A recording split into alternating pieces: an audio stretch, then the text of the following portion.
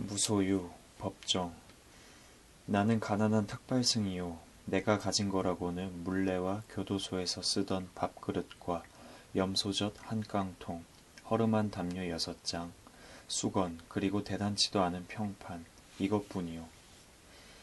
마하트마 간디가 1931년 9월 런던에서 열린 제2차 원탁회의에 참석하기 위해 가던 도중 마르세유 세관원에게 소지품을 펼쳐 보이면서 한 말이다. K. 크리팔라니가 엮은 간디 어록을 읽다가 이 구절을 보고 나는 몹시 부끄러웠다. 내가 가진 것이 너무 많다고 생각되었기 때문이다.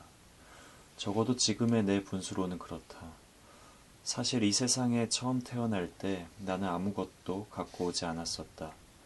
살 만큼 살다가 이 지상의 적에서 사라져 갈 때에도 빈손으로 갈 것이다. 그런데 살다 보니 이것저것 내 몫이 생기게 되었다.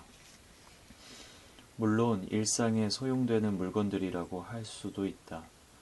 그러나 없어서는 안 될 정도로 꼭 요긴한 것들만일까? 살펴볼수록 없어도 좋을 만한 것들이 적지 않다. 우리들이 필요에 의해서 물건을 갖게 되지만 때로는 그 물건 때문에 적잖이 마음이 쓰이게 된다. 그러니까 무엇인가를 갖는다는 것은 다른 한편 무엇인가에 얽매인다는 뜻이다. 필요에 따라 가졌던 것이 도리어 우리를 부자유하게 얽어맨다고 할 때 주객이 전도되어 우리는 가짐을 당하게 된다. 그러므로 많이 갖고 있다는 것은 흔히 자랑거리로 되어 있지만 그만큼 많이 얽혀 있다는 측면도 동시에 지니고 있다.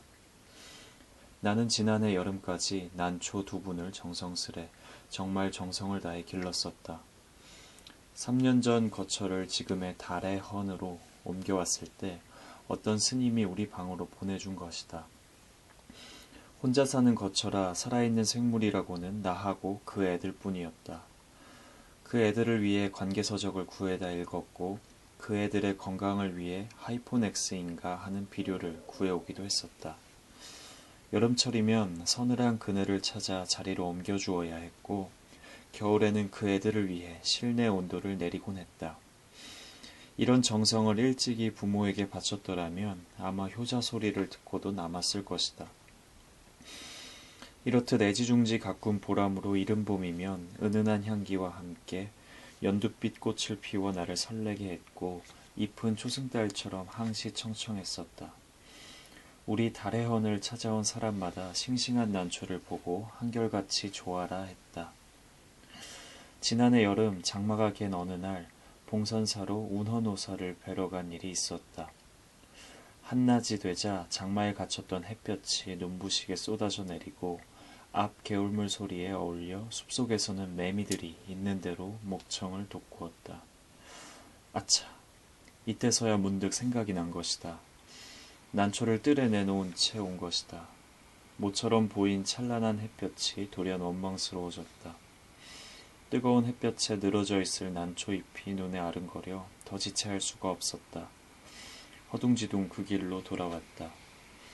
아니나 다를까 잎은 축 늘어져 있었다. 안타까워하며 샘물을 길어다 죽여주고 했더니 겨우 고개를 들었다. 하지만 어딘지 생생한 기운이 빠져나간 것 같았다. 나는 이때 온몸으로 그리고 마음속으로 절절히 느끼게 되었다. 집착이 괴로움인 것을. 그렇다. 나는 난초에게 너무 집념한 것이다. 이 집착에서 벗어나야겠다고 결심했다. 난을 가꾸면서는 산철에도 나그네 길을 떠나지 못한 채 꼼짝을 못했다. 밖에 볼 일이 있어 잠시 방을 비울 때면 환기가 되도록 들창문을 조금 열어놓아야 했고 분을 내놓은 채 나가다가 뒤미처 생각하고는 되돌아와 들여놓고 나간 적도 한두 번이 아니었다. 그것은 정말 지독한 집착이었다. 며칠 후 난초처럼 말이 없는 친구가 놀러왔기에 선뜻 그의 품에 분을 안겨주었다. 비로소 나는 얽매임에서 벗어난 것이다. 날아갈 듯 홀가분한 해방감, 3년 가까이 함께 지낸 유정을 떠나보냈는데도 서운하고 허전함보다 홀가분한 마음이 앞섰다. 이때부터 나는 하루 한 가지씩 버려야겠다고 스스로 다짐을 했다. 난을 통해 무소유의 의미 같은 걸 터득하게 됐다고나 할까? 인간의 역사는 어떻게 보면 소유사처럼 느껴진다. 보다 많은 자기네 몫을 위해 끊임없이 싸우고 있다. 소유욕에는 한정도 없고 휴일도 없다. 그저 하나라도 더 많이 갖고자 하는 일념으로 출렁거리고 있다. 물건만으로는 성에 차질 않아 사람까지 소유하려 든다. 그 사람이 제 뜻대로 되지 않을 경우는 끔찍한 비극도 불사하면서 제 정신도 갖지 못한 처지에 남을 가지려 하는 것이다. 소유욕은 이해와 정비례한다.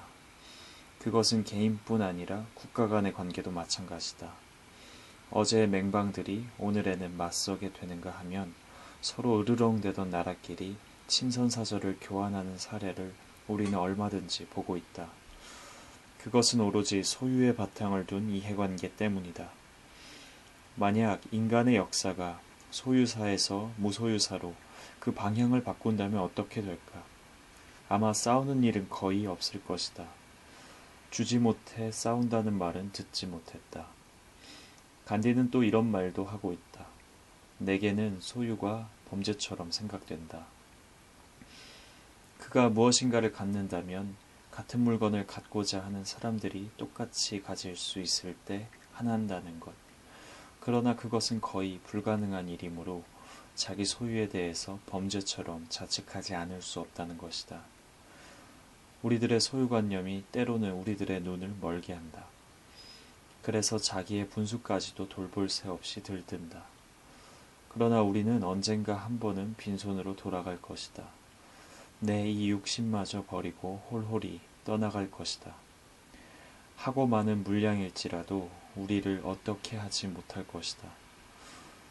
크게 버리는 사람만이 크게 얻을 수 있다는 말이 있다.